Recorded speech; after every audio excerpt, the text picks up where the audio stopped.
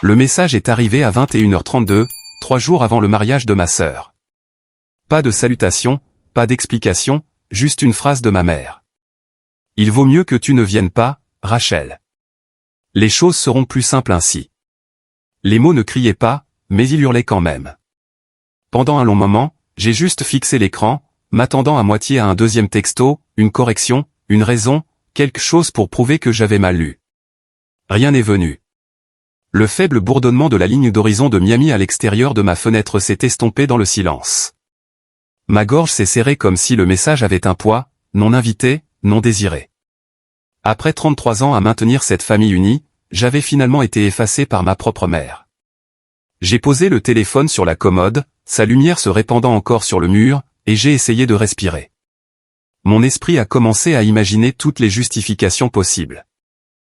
C'était peut-être un malentendu. Peut-être voulait-elle dire que je n'étais pas obligé de venir si j'étais occupé. Mais non, ces mots étaient clairs, précis.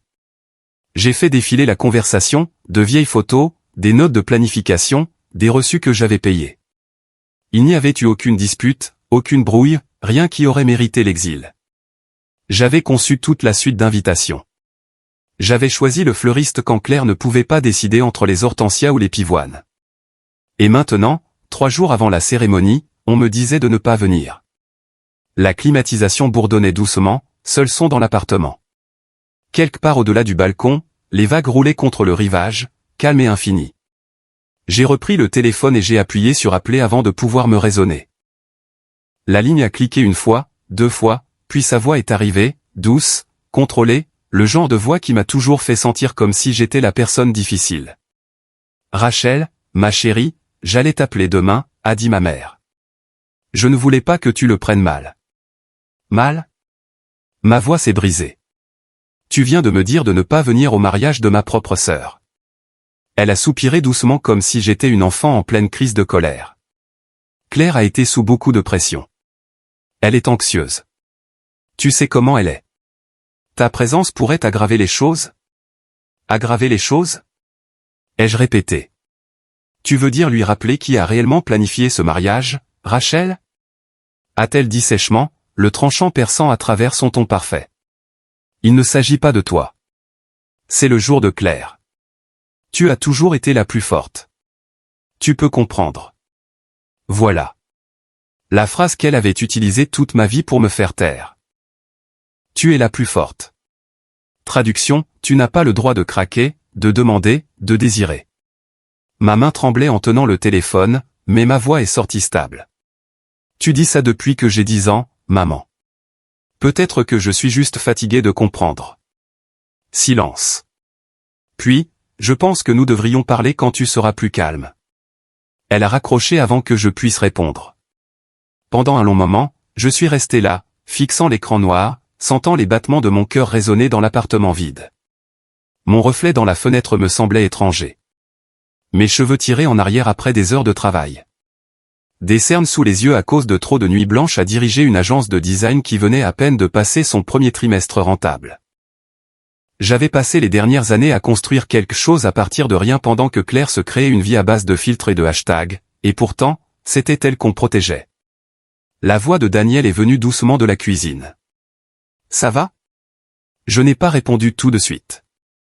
Je me suis retourné et il était là, tenant 2 tasses de camomille, pieds nus, les yeux aussi stables que l'océan. Il a jeté un coup d'œil à mon visage et a posé les tasses sans demander. « Qu'est-ce qui s'est passé ?» J'ai dégluti difficilement. Ma mère dit que je ne devrais pas venir au mariage. Que ce sera plus simple pour tout le monde. Il a froncé les sourcils. Quoi ? Ça n'a même pas de sens. Tu as aidé pour tout. J'ai hoché la tête, la gorge serrée. Apparemment, je rends Claire anxieuse. Je suis la plus forte, tu te souviens ? Il s'est approché, sa présence m'ancrant. Tu veux en parler ou tu veux laisser ça derrière toi ? Je l'ai regardée, surprise. La question était si simple, mais elle a ouvert quelque chose en moi. Laisser ça derrière moi, ai-je dit finalement. Il a hoché la tête une fois comme s'il attendait cette réponse. Alors peut-être qu'il est temps de partir d'ici pour un moment. Le nouveau yacht de location est prêt. Je devais le sortir pour un essai la semaine prochaine. 7 étoiles, équipage complet, une route tranquille à travers les Caraïbes. Viens avec moi. J'ai failli rire. Tu es sérieux, complètement. Il s'est appuyé contre le comptoir.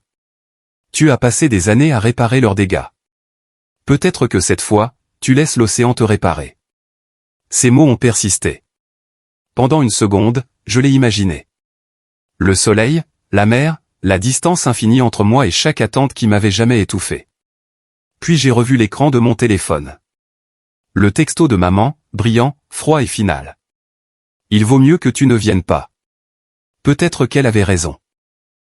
Peut-être que ce serait vraiment mieux. J'ai pris une des tasses et j'ai bu une gorgée. Le thé était devenu tiède, mais il a quand même apaisé quelque chose de petit en moi. D'accord, ai-je murmuré. Allons-y. Daniel a souri, une courbe lente qui a rendu la pièce moins lourde. Bien. On part dans 2 jours. Je m'occupe des réservations. Apporte juste ce dont tu as besoin. Il est allé dans le salon pour appeler le directeur du port. Je suis resté dans l'embrasure de la porte, le regardant, sentant le rythme de son calme contre le chaos dans ma poitrine. Quelque part en moi, une voix silencieuse a dit, c'était ça, le sentiment de paix, avant que ça ne commence. Quand l'appel s'est terminé, il a regardé par-dessus son épaule. Tu es sûr d'être prête à te déconnecter un moment? Pas de mais, pas de texto, pas de drame familial. J'ai hésité, puis j'ai éteint mon téléphone. Je suis prête. Cette nuit-là, je n'ai pas pu dormir. Je suis resté éveillé, écoutant le faible bourdonnement de la ville. Mon esprit feuilletait des souvenirs comme un diaporama que je n'avais pas demandé à voir. La fois où Claire a accidenté ma voiture et où maman a dit que c'était de ma faute d'avoir laissé les clés dehors. Le Noël où j'ai travaillé en double pour acheter des cadeaux à tout le monde, pour découvrir que les miens manquaient sous le sapin. Les innombrables moments où on m'a dit de comprendre. J'ai alors réalisé que ce n'était pas nouveau. Ce texto n'était que le dernier chapitre d'une histoire qui avait toujours été écrite par quelqu'un d'autre. Je me suis levé avant le lever du soleil, j'ai enfilé un sweat à capuche et je suis sorti sur le balcon. L'air était épais de sel et d'humidité. En bas, l'océan miroitait d'un bleu pâle sous la première lumière, calme et détaché. J'ai fermé les yeux et j'ai respiré, me promettant qu'en partant, je laisserais tout derrière moi, la culpabilité, la responsabilité, le besoin constant de prouver que j'étais assez bien. Daniel m'a rejointe, enroulant ses bras autour de mes épaules. Tu n'as pas pu dormir non plus. Pas vraiment, il a embrassé le sommet de ma tête. Alors faisons en sorte que ça vaille la peine de rester éveillé. On commencera à faire les valises après le petit déjeuner. J'ai hoché la tête, fixant l'horizon. Pour la première fois depuis des années, l'idée de partir ne ressemblait pas à une fuite. C'était comme faire un pas vers quelque chose de plus léger, quelque chose qui pourrait enfin m'appartenir. À l'intérieur, le téléphone a vibré une fois de plus sur le comptoir. Je l'ai regardé, j'ai vu le nom de maman et je l'ai retourné face contre table. Je n'avais pas besoin de lire ce qui allait suivre. La conversation était déjà terminée. J'ai fait ma valise en silence plus tard ce matin-là. Des choses simples, des robes d'été, des carnets, un appareil photo que je n'avais pas touché depuis des mois. En pliant chaque vêtement, je me sentais plus légère, comme si je me débarrassais de plus que du tissu. Quand j'ai fermé la fermeture éclair du sac, le son ressemblait à une conclusion. Dehors, le tonnerre grondait faiblement au-dessus de l'eau. Les prévisions météo disaient que ça passerait d'ici le matin, mais je savais mieux. Les tempêtes comme celle-ci n'étaient pas juste de la météo, c'étaient des présages. Je me tenais près de la fenêtre, regardant les nuages s'amonceler et j'ai murmuré à personne. Il vaut mieux que je ne vienne pas. Les mots ne faisaient plus mal. Ils sonnaient juste vrais. Quand Daniel est venu se tenir à côté de moi, j'ai croisé son regard et j'ai réussi un petit sourire. La prochaine fois que maman appellera, je ne répondrai pas. Il a hoché la tête. Bien. Tu ne dois d'explication à personne pour avoir choisi la paix. Alors que la foudre vacillait au loin en mer, je me suis détourné de la fenêtre. Mon téléphone reposait, sombre et silencieux, sur la commode. Je l'ai laissé ainsi. La tempête pouvait venir si elle le voulait. J'étais déjà parti. La lumière du matin filtrait à travers les stores comme de fins rubans d'or. Je me suis réveillé avant le réveil, comme toujours quand quelque chose de lourd attendait de l'autre côté de la journée. La valise se tenait près de la porte, fermée et prête, comme si elle aussi avait hâte de partir. De la cuisine venait le doux cliquetis de la porcelaine. Daniel était déjà réveillé, examinant les papiers du yacht à la table. Ses mouvements calmes remplissaient l'espace que j'avais passé la nuit à arpenter. J'ai versé de l'eau dans la bouilloire et j'ai regardé la vapeur monter. Le silence semblait différent maintenant. Pas réconfortant, pas vide, juste temporaire. L'air avait cette immobilité qui précède la mise en œuvre d'une grande décision. Mon téléphone était posé face contre table sur le comptoir. L'écran noir, un petit rappel du message de la nuit dernière. Il vaut mieux que tu ne viennes pas. Quand la bouilloire a sifflé, je l'ai éteinte mais je n'ai pas versé l'eau. Au lieu de ça, j'ai déverrouillé mon téléphone. La bannière de notification de ma mère était toujours épinglée en haut. J'ai ouvert l'application calendrier, j'ai trouvé le rappel, mariage de Claire, samedi 16h, et j'ai maintenu mon doigt dessus jusqu'à ce que l'option de suppression apparaisse. Une simple pression, une légère vibration, et la date a disparu. Final, a demandé Daniel derrière moi. Final, ai-je dit. Nous avons chargé la voiture en silence. Le matin dehors était trop lumineux pour l'humeur à l'intérieur de moi. Quelques palmiers se penchaient vers l'océan comme s'ils voulaient nous suivre. La ville se réveillait encore, le trafic était léger, l'air salé et humide. Nous n'avons pas beaucoup parlé sur le chemin de la marina. J'ai juste regardé par la fenêtre, laissant la ligne d'horizon s'estomper. À mi-chemin, mon téléphone a vibré. Maman. J'ai fixé son nom pendant un long moment avant de répondre. Allô. Oh, ma chérie. Bien. Tu as décroché. Son ton était doux, trop doux. Il avait ce tranchant poli qu'elle utilisait quand elle avait besoin de quelque chose. Écoute, j'ai reparlé à Claire. Elle est nerveuse. Peut-être avons-nous été trop hâtifs concernant la liste des invités. J'ai senti mon estomac se serrer. Hâtif, oui, ma chérie. Les mariages sont compliqués. Il y a tellement de pression. Tu sais comment est ta sœur. Émotive, sensible. Ça semblait juste plus simple de m'exclure. Ne commence pas sur ce ton, Rachel, a-t-elle dit rapidement. Tu n'es pas punie. Tu maintiens la paix. Tu as toujours été la plus forte. C'est pourquoi nous comptons sur toi pour comprendre. Voilà, encore, la phrase qui m'avait suivi toute ma vie. Tu es la plus forte, j'ai dégluti. Tu ne demandes pas de la compréhension, maman. Tu demandes le silence. Une pause nette a crépité sur la ligne. Je pense que tu devrais appeler quand tu te seras calmé. Je pense que je viens de le faire. J'ai raccroché avant qu'elle ne le puisse. Daniel a jeté un coup d'œil depuis le siège du conducteur. C'était elle. Oui. Elle essaie de réécrire l'histoire. J'ai hoché la tête, expirant lentement. Et pour une fois, je ne suis pas le courant. Le reste du trajet s'est passé sous un ciel vide. Quand l'autoroute a tourné vers le port, une bouffée d'air marin a rempli la voiture, fraîche et sauvage, sentant le sel et le diesel. J'ai baissé la vitre et j'ai laissé le vent me frapper le visage. Quelque part derrière nous, une lignée familiale s'effilochait, et je n'ai pas ressenti l'envie de la réparer. La marina est apparue comme un rêve, des rangées de yachts blancs scintillant sous le soleil, des drapeaux flottant paresseusement, l'eau clapotant contre les quais. Daniel s'est garé près d'un élégant navire garni d'argent. Son nom, la Célestine, scintillait sur le côté en chrome poli. Elle est magnifique, ai-je dit en sortant. Elle est la liberté, a-t-il corrigé avec un sourire. Un petit équipage attendait près de la passerelle. Le capitaine Marco, un homme bronzé aux yeux doux. Ava, l'hôtesse, avec les cheveux parfaitement épinglés en une tresse, et Louise, la jeune chef qui sentait légèrement le citron vert et le sucre. Leurs salutations chaleureuses semblaient sans effort, sans filtre. Pour une fois, je n'avais pas à mériter la gentillesse de quelqu'un. Marco m'a tendu la main. Bienvenue à bord, mademoiselle Monroe. Le pont était solide sous mes pieds. Pourtant, j'ai légèrement vacillé, comme si mon corps n'avait pas encore assimilé l'idée de partir. Derrière moi, la ligne d'horizon de Miami scintillait, un mirage argenté sur fond bleu. Je l'ai regardé quelques secondes de plus avant de me détourner. La ville qui ne m'a jamais vu, ai-je murmuré. Daniel a regardé. Que as-tu dit? Rien. Allons-y. Alors que les moteurs se mettaient en marche, je me tenais près du bastingage, les cheveux fouettant mon visage. Le rivage s'éloignait. D'abord les bâtiments, puis les grues, puis une traînée blanche à l'horizon. À chaque mille, l'air devenait plus pur, le son plus doux.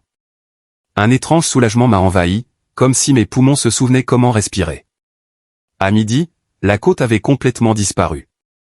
Le yacht fendait les eaux turquoises, des dauphins sautant dans son sillage. Louise a apporté du jus frais et des sandwichs, et l'équipage se déplaçait silencieusement autour de nous, nous laissant de l'espace sans que l'absence ne paraisse gênante. Daniel m'a rejointe sur le pont supérieur, 2 verres d'eau pétillante à la main. « Tu penses encore à eux ?» Je n'ai pas répondu immédiatement. J'ai regardé une mouette plonger et disparaître dans l'écume. Je m'attends toujours à ce que quelqu'un me rappelle, ai-je dit finalement. Me disent que c'était une erreur, qu'ils ne le pensaient pas. Et s'ils le faisaient, je les regardais, la lumière du soleil brûlant dort sur ses épaules. Alors je laisserai sonner. Il a souri. C'est ma fille.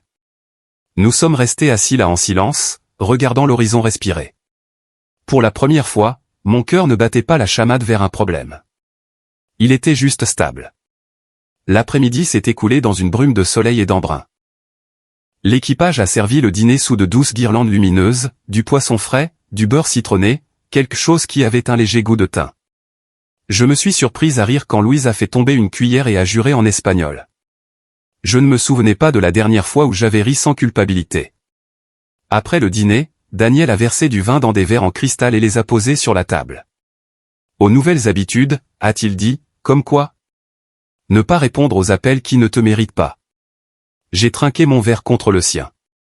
Ah ça, le ciel est devenu violet, des nuages s'étirant fins comme de la soie. Quelque part, le vent a changé de direction. Marco est sorti de la cabine et a regardé vers l'ouest.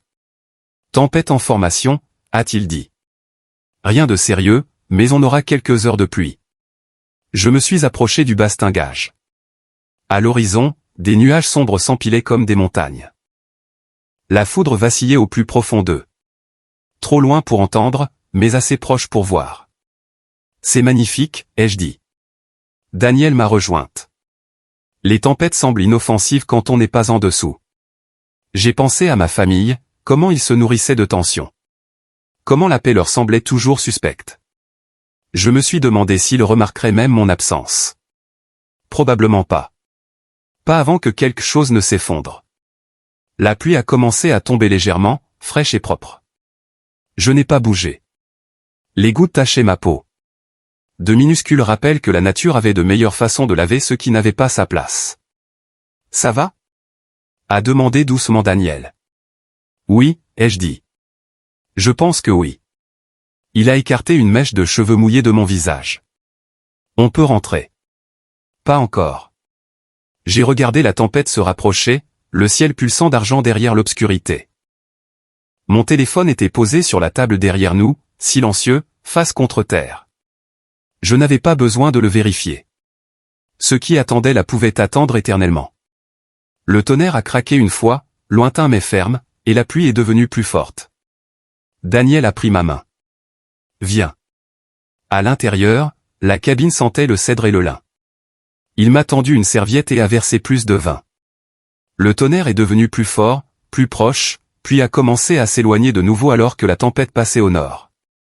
Nous nous sommes assis près de la fenêtre, regardant les éclairs s'estomper à l'horizon. Mon reflet me fixait depuis la vitre, pieds nus, cheveux emmêlés, visage débarrassé de toute attente. Je ne ressemblais pas à la fille qui réparait tout. Je ressemblais à quelqu'un qui recommençait à zéro. Quand je me suis finalement levé pour aller au lit, Daniel a de nouveau pris ma main. « Tu l'as fait ?» a-t-il dit doucement. « Fais quoi ? Partir sans m'excuser. » J'ai souri, petit mais sûr. « Ça fait bizarre. »« Bizarre, c'est bien, » a-t-il dit. J'ai hoché la tête. « Alors bizarre soit-il. » Alors que je me glissais dans mon lit, le yacht tanguait doucement, me berçant comme l'enfance ne l'avait jamais fait. Dehors, les vagues chuchotaient contre la coque, chacune plus douce que la précédente. J'ai fermé les yeux, laissant le rythme m'emporter quelque part, loin de la culpabilité, loin des mots qui m'avaient poursuivi toute ma vie. La tempête s'est éloignée en mer, et j'ai murmuré dans l'obscurité, laissez-les chercher. Je suis déjà parti. Le ronronnement des moteurs m'a endormi. La dernière chose que j'ai vue avant de m'endormir, c'est la main de Daniel s'étendant pour éteindre la lampe de chevet. Son ombre s'étirant sur le mur comme une promesse silencieuse que la prochaine fois que le monde appellerait, je ne répondrai pas. Le bruit de l'océan m'a réveillé avant le réveil. Un murmure bas et rythmé, doux contre la coque, comme si le monde respirait plus lentement ici. La lumière de la cabine était pâle et dorée, filtrée par les rideaux. J'ai écarté les draps et je me suis tenu pieds nus sur le plancher en bois, encore chaud du soleil d'hier. Quand je suis sorti sur le pont, l'air m'a enveloppé comme de la soie. La mer s'étendait, infinie et d'un calme de verre. L'horizon scintillait de rose sur les bords, et le seul son était celui de l'eau se brisant doucement contre la proue du yacht. Je me suis appuyé contre le bastingage et j'ai inhalé l'odeur du sel et du vent. Pour la première fois depuis des jours, mon cœur n'était pas serré. L'immobilité ne semblait pas vide. Elle semblait méritée. Daniel est apparu quelques minutes plus tard, pieds nus, les cheveux en désordre, portant 2 tasses de café. « Bonjour », a-t-il dit en me tendant une tasse. La vapeur s'enroulait dans l'air entre nous. « Bonjour », ai-je murmuré en retour. Nous sommes restés côte à côte, regardant le soleil se lever en silence. La lumière s'est répandue sur l'eau, la transformant en or en fusion. J'ai pensé à la façon dont chaque matin commençait autrefois par du bruit, des emails, des appels téléphoniques, des délais, des textos familiaux. Ici, il n'y avait rien de tout ça, juste de l'espace. J'ai bu une gorgée de café et j'ai dit, c'est étrange comme le silence peut sembler si plein. Daniel a souri doucement. Peut-être que c'est parce que personne ne te demande de le remplir. J'ai laissé échapper une lente respiration. Peut-être. Quand il est retourné sous le pont, je suis resté là où j'étais. L'océan semblait infini, patient et indulgent. Quelques dauphins ont sauté près du sillage, leur corps lisse captant la lumière avant de disparaître à nouveau. Les regarder était comme une thérapie, sans effort et sans parole.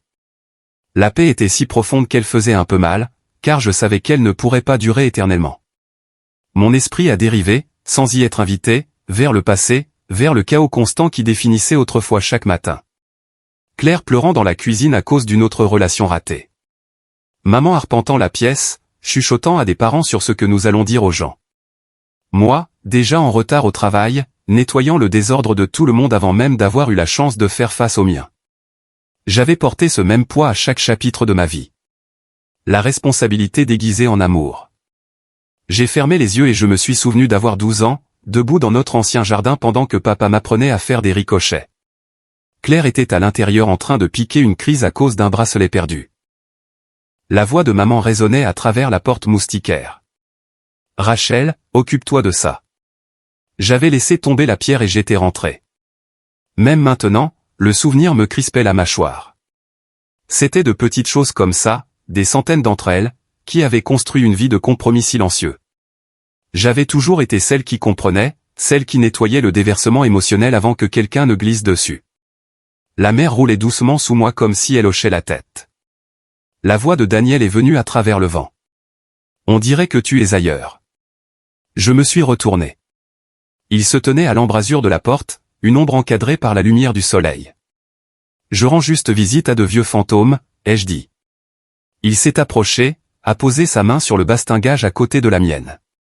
Il ne paie pas de loyer. Ne les laisse pas rester trop longtemps. J'ai souri. Tu sais toujours quoi dire. Seulement parce que j'ai eu l'habitude de laisser les miens derrière moi, a-t-il dit.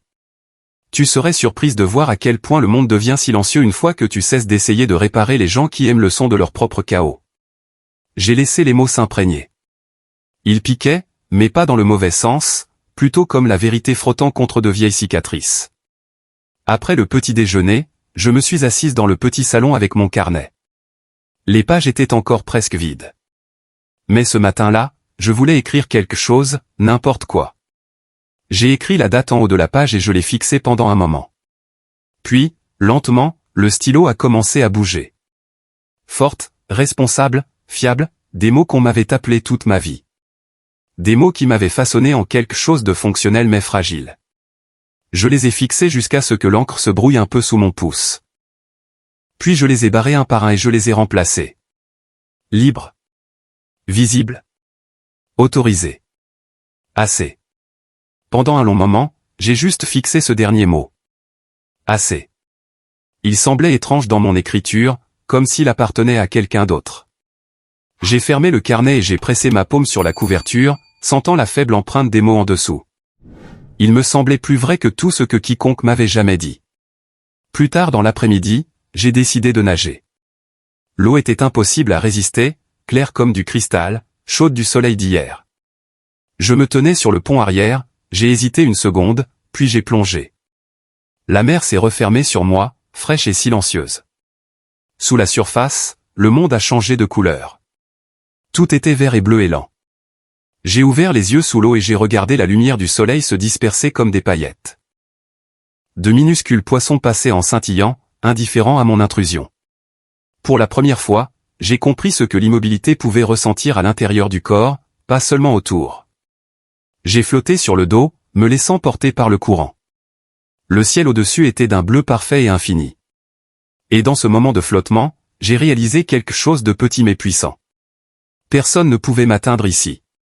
Pas de téléphone, pas de culpabilité, pas de performance, juste moi et la mer, sans retouche. Quand je suis remonté à bord, dégoulinante et essoufflé, Daniel m'a tendu une serviette. « Tu te sens mieux ?» Comme si je venais de laver quelque chose, ai-je dit en riant doucement. Il a souri. « Ça te va bien. » Nous avons passé l'après-midi allongés sur les chaises longues, lisant et faisant la sieste à tour de rôle. L'air sentait le sel et l'huile de noix de coco. Louise nous a apporté des tranches d'ananas et une boisson fraîche qu'il a appelée la braise de Lille. J'ai bu une gorgée, sucrée, acidulée, avec une pointe de quelque chose de fougueux en dessous. J'aimais cet équilibre, calme, mais pas ennuyeux. Plus tard, alors que le soleil commençait à se coucher, j'ai senti mon téléphone vibrer dans la cabine en bas. Je n'ai pas bougé. J'ai juste écouté le faible bourdonnement, regardé l'horizon brûlé d'orange. Je pouvais presque imaginer qui c'était, maman peut-être, ou un parent voulant prendre des nouvelles. Mais le son ne m'attirait plus comme avant. Il venait et repartait comme une autre vague passagère. Quand la vibration a cessé, Daniel m'a regardé. « Tu ne vas pas vérifier, non ?» ai-je dit. « Si c'est important, ils trouveront un autre moyen. Si ce n'est pas le cas, j'en ai déjà assez entendu. » Il a hoché la tête avec approbation. « C'est ma version préférée de toi. » Laquelle ? Celle qui ne s'explique pas. J'ai souri. Je l'apprends encore. Au crépuscule, le yacht a ralenti jusqu'à une dérive facile. La mer autour de nous est devenue la Vendéore. Je pouvais sentir le dîner cuire en bas, du beurre à l'ail, quelque chose aux herbes. Un petit vent a soulevé mes cheveux, et j'ai fermé les yeux, le laissant balayer les dernières traces d'agitation. Pendant un moment, j'ai juste écouté l'océan, le lent ronronnement du moteur, ma propre respiration. Plus tard, quand Daniel est venu s'asseoir à côté de moi, il n'a rien dit. Il n'en avait pas besoin. Le silence entre nous n'était plus lourd. Il était chaud, partagé. J'ai posé ma tête sur son épaule, regardant les premières étoiles s'éveiller au-dessus de nous. « Penses-tu que la paix peut durer ?» ai-je demandé doucement. Il a réfléchi un instant. « Peut-être pas pour toujours, mais assez longtemps pour t'apprendre ce que tu mérites. » J'ai hoché la tête, les yeux fixés sur l'horizon. Alors je la prendrai tant qu'elle est là. Nous sommes restés ainsi jusqu'à ce que la mer devienne sombre et que le monde semble plus petit de la meilleure façon possible. Quand je suis finalement descendu, l'écran de mon téléphone brillait faiblement dans le coin, une autre notification l'éclairant.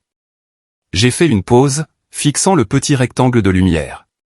Puis je l'ai retourné face contre terre, comme je l'avais fait la nuit précédente. Le ciel au-dessus du hublot était d'un bleu profond, parsemé d'étoiles. J'ai murmuré dans l'obscurité, ce qui attend là peut attendre éternellement. Le yacht tanguait doucement sous moi, et l'océan chuchotait en retour comme s'il était d'accord.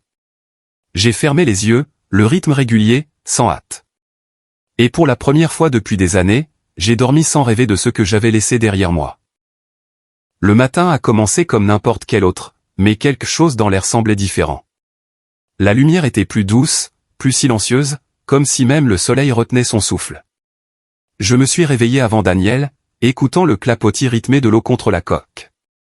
Pendant un instant, je ne savais pas quel jour on était. Puis la pensée m'a frappé comme un écho lent. Samedi, le jour du mariage. Je suis resté allongé quelques secondes, les yeux fixés au plafond. Quelque part en Floride, des fleurs étaient en train d'être arrangées. Des caméras ajustées, du champagne versé dans des flûtes en cristal, le grand jour de Claire. Je me suis demandé si elle avait dormi la nuit dernière, ou si elle avait arpenté la pièce de la même manière que moi avant les funérailles de mon père, le cœur battant, le sourire répété.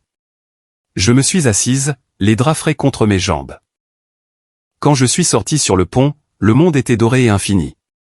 Le soleil était juste assez haut pour scintiller sur l'eau, dispersant des diamants à la surface.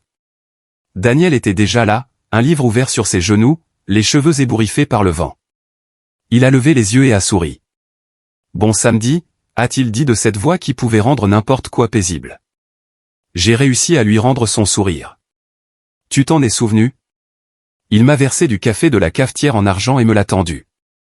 L'odeur était forte, réconfortante, à ne rien faire du tout, a-t-il dit. À la même chose, ai-je répondu, bien que ma poitrine soit serrée. Nous nous sommes assis en silence en sirotant. La mer autour de nous s'étendait, ininterrompue, une nuance entre le turquoise et le rêve. Mais même dans toute cette beauté, mon esprit vagabondait vers la maison. J'ai imaginé les demoiselles d'honneur riant en prenant des photos, le groupe s'accordant, ma mère se promenant dans sa veste pastel préférée en donnant des ordres. Je pouvais presque entendre sa voix, sourit Claire. C'est ton jour parfait. Une corne a retenti au loin. Je me suis retourné et j'ai vu un énorme bateau de croisière passer au loin, ses ponts scintillant de minuscules silhouettes, saluant le vide.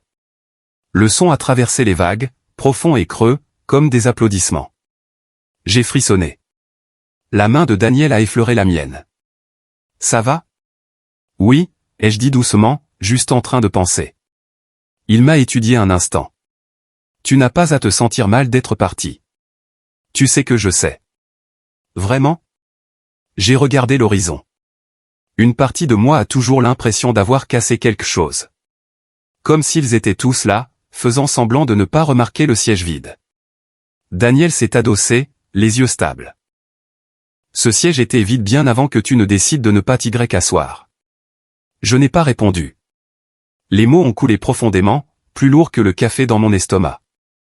Vers le milieu de la matinée, le yacht a glissé vers le large, dépassant une chaîne de petites îles vertes qui semblaient intactes par le temps. L'air scintillait de chaleur. Marco, le capitaine, a ajusté les voiles et a crié quelque chose à l'équipage en espagnol. J'ai fermé les yeux, laissant le vent s'emmêler dans mes cheveux. Quelque part en ce moment, ils prononcent leurs vœux, ai-je murmuré. Daniel a levé les yeux de son livre et quelque part ailleurs, l'univers écoute.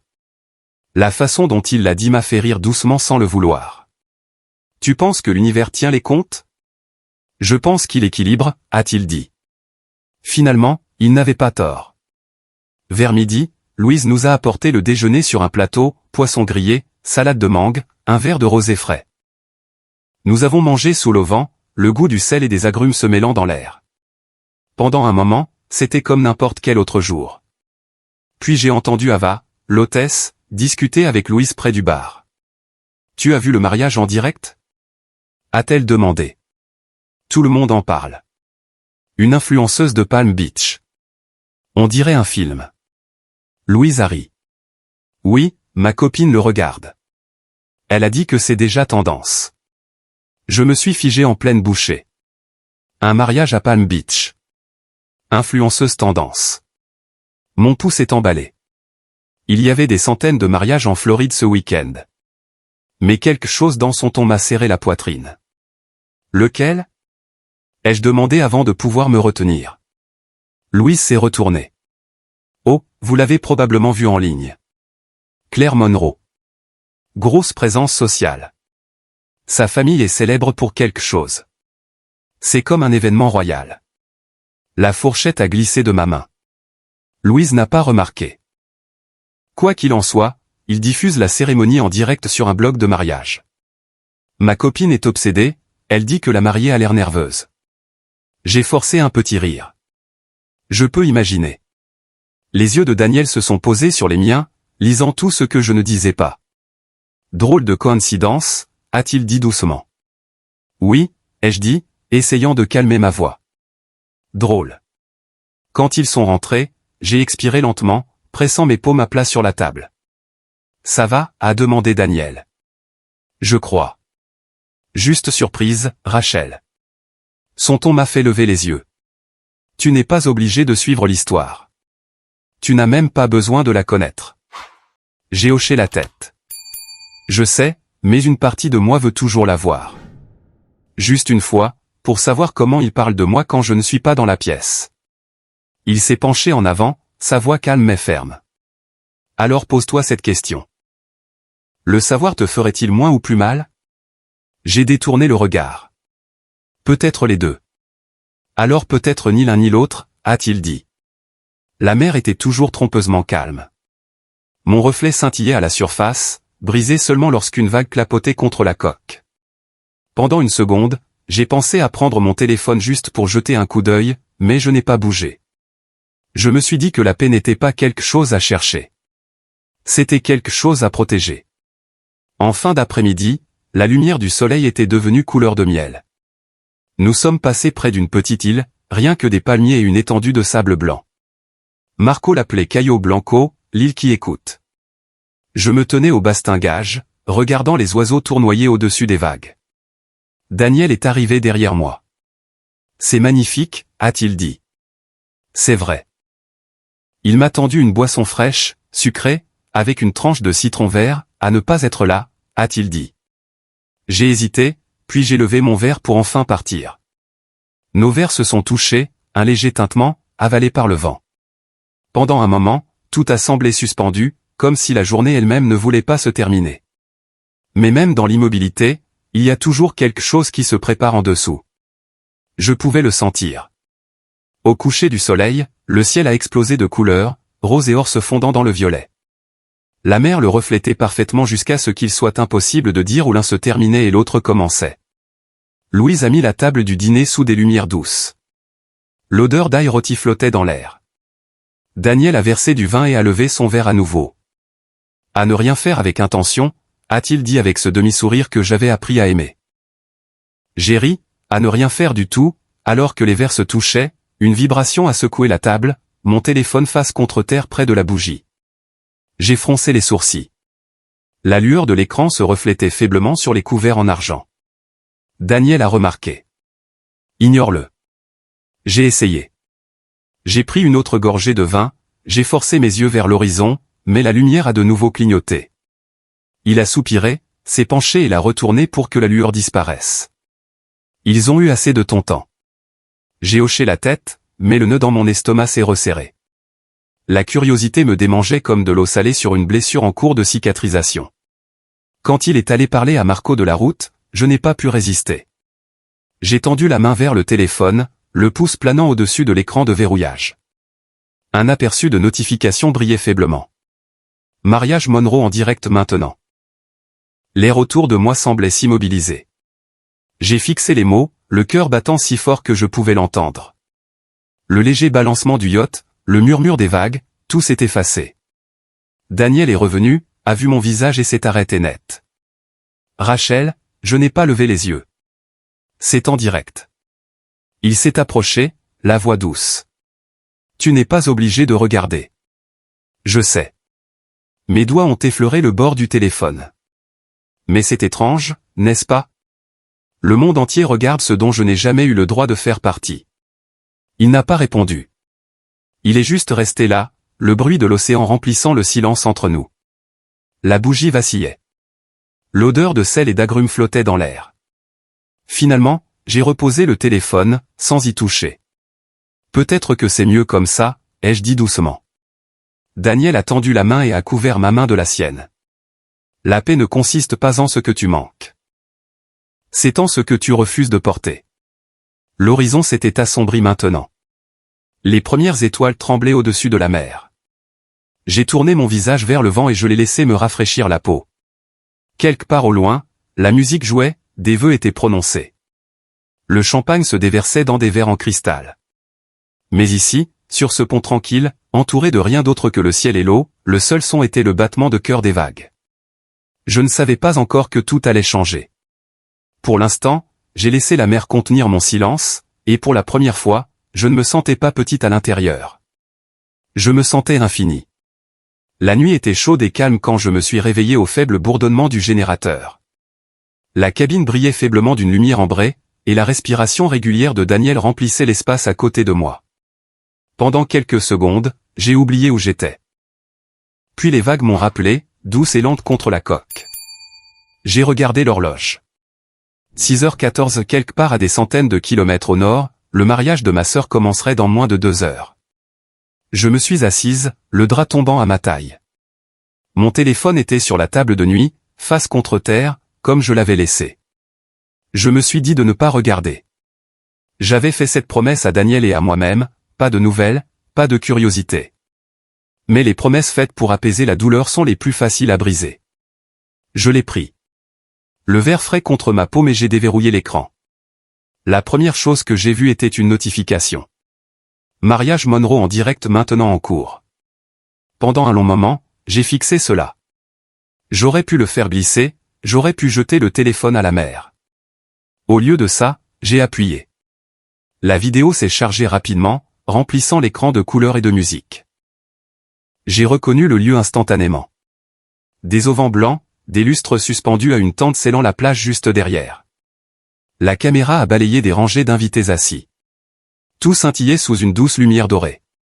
Puis elle s'est arrêtée sur elle. Claire.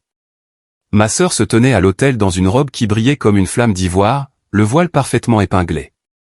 Son sourire n'atteignait pas ses yeux. Derrière elle, le visage de notre mère rayonnait de fierté, le genre qui ressemble plus à de la possession. J'ai senti mon pouce accélérer, non pas par jalousie, mais par quelque chose de plus vif, l'incrédulité que j'ai pu un jour appartenir à cette image.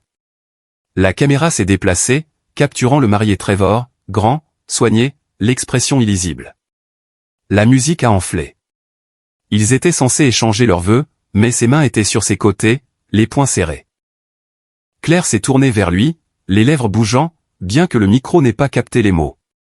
Puis il a secoué la tête une fois, vivement, et a reculé. Quelqu'un a halté derrière la caméra.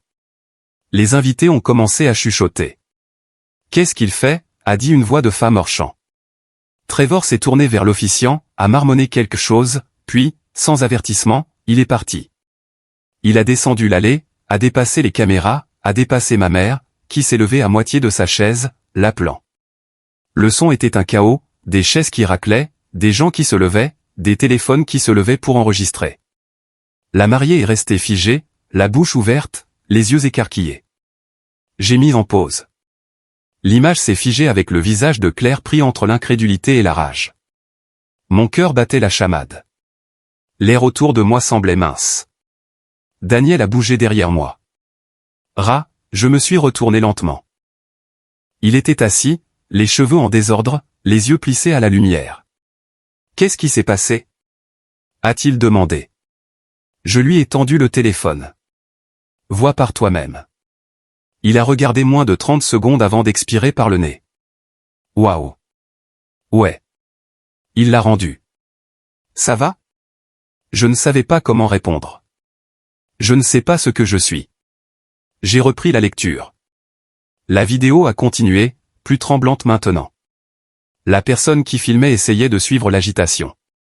La caméra a surpris Claire se retournant et criant à quelqu'un hors champ. Le microphone a capté des fragments. Il réagit de manière excessive. Que quelqu'un arrange ça. Où est maman ? Avant de se couper en statique, puis faiblement une autre voix. La voix d'une femme plus âgée, claire et réprobatrice.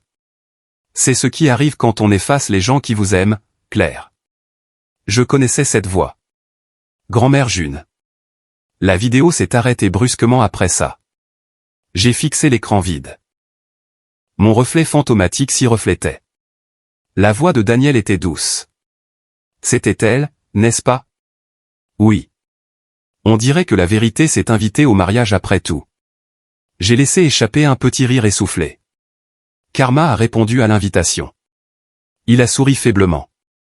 Et elle ne manque jamais une fête. Nous sommes restés assis là en silence pendant un moment, le faible bourdonnement du yacht remplissant l'espace où mes pensées auraient dû être. J'ai repassé la scène dans ma tête encore et encore, la panique, les chuchotements, la voix de ma grand-mère tranchant comme le tonnerre. Quand j'ai finalement levé les yeux, Daniel me regardait. « À quoi penses-tu ? » Que je n'ai pas eu à lever le petit doigt. Ai-je dit. Tout s'est simplement effondré. Il a hoché la tête. Parfois, l'univers n'a pas besoin d'aide. À la mi-journée, la vidéo était partout. TikTok, Instagram, YouTube. Des angles différents. Des invités filmant le chaos. Des légendes explosant de commentaires. Mariée en fuite. Crise de la mariée. La malédiction de la famille Monroe. Louis, le chef, est monté de la cuisine, tenant son téléphone comme s'il pouvait le mordre. Mademoiselle Rachel, dit-il avec précaution. Je pense que votre famille est sur Internet. Daniel lui a lancé un regard qui l'a fait reculer immédiatement. Mais je le savais déjà. Mes notifications étaient un incendie. Texto, mention, tag d'inconnu. J'ai fait défiler le chaos, chaque clip pire que le précédent. L'un d'eux a de nouveau capté la voix de ma grand-mère, plus forte cette fois. Tu as renié ton propre sang par vanité. Les commentaires ci-dessous étaient impitoyables. Alors, la mariée a effacé sa sœur. Pas étonnant que le karma se soit pointé en talon. Ma poitrine se soulevait et s'abaissait lentement. Il n'y avait pas de satisfaction. Pas encore. Juste un calme étrange, comme si le monde disait enfin quelque chose que je criais silencieusement depuis des années.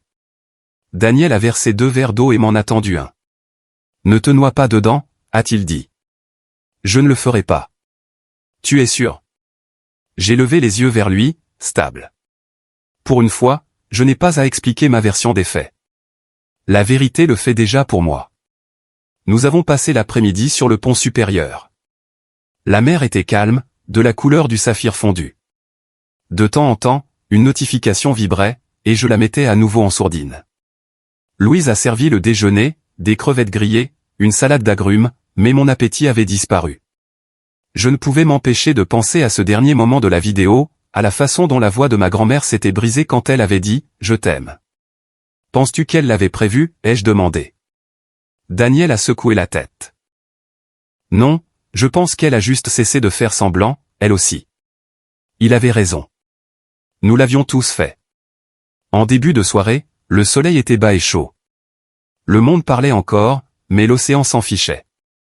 Son rythme restait le même, régulier, patient, certain. Daniel était assis à côté de moi avec son ordinateur portable ouvert, parcourant les titres. Tu as vu celui-ci, il a tourné l'écran vers moi. La sœur oubliée, comment le silence a révélé des secrets de famille. J'ai regardé, puis j'ai détourné les yeux. Ils rendent ça poétique. Peut-être que ça l'est, dit-il doucement. La poésie n'est que la vérité écrite lentement. J'ai incliné la tête vers l'horizon, et parfois ça rime avec karma. Ça l'a fait rire. Le rire s'est estompé dans le calme. Le bruit de l'eau remplissait les espaces entre les mots. Je me suis adossé, fermant les yeux. La brise marine effleurait mon visage, fraîche et indulgente. Pour une fois, il n'y avait rien à réparer, rien à expliquer. Seulement une étrange paix que je n'avais pas ressentie depuis des années. Une paix née des ruines de l'illusion de quelqu'un d'autre. Quand j'ai rouvert les yeux, le ciel était devenu violet et la première étoile clignotait au-dessus de nous. Daniel me regardait, une main reposant légèrement sur la mienne. Tu ne souris pas, dit-il. Je pense à eux, à moi, il hocha lentement la tête. Et je pense que je comprends enfin quelque chose. Qu'est-ce que c'est? Que je n'ai jamais été le problème, ai-je dit doucement. J'étais juste la preuve qu'il ne voulait pas garder. Daniel ne parla pas. Il n'en avait pas besoin. La vérité flottait entre nous, silencieuse mais solide. Sous le pont, mon téléphone vibra de nouveau, étouffé par la table en bois. Je ne bougeais pas pour le prendre. Je n'avais pas besoin de savoir quel nouveau chaos attendait. L'océan tanguait doucement sous le yacht, nous berçant dans son rythme infini. J'inspirais l'air salin, goûtais la liberté au fond de ma gorge, et pensais enfin, que le silence n'avait jamais semblé aussi bon. Quand Daniel prit ma main, je le laissai la tenir, les doigts s'entrelaçant facilement avec les siens. La dernière lueur du coucher de soleil glissa sous l'horizon, et les étoiles se rassemblèrent comme des témoins. Quelque part au loin, ma famille s'effondrait, le monde regardait. Mais ici, entouré de rien d'autre que la mer et le ciel, je ressentis quelque chose que je n'avais pas ressenti depuis des années. Pas de triomphe, pas de vengeance, juste une libération. Les vagues gardaient leur rythme, lent et sûr, comme si elles chuchotaient une promesse que je croyais enfin. Tout ce qui devait se briser s'était brisé. Tout ce qui devait remonter à la surface était remonté. Et j'étais toujours là, silencieuse, respirant librement. Au lever du soleil, le monde savait déjà. Internet avait fait ce qu'il fait de mieux. Transformer un désastre privé en spectacle public.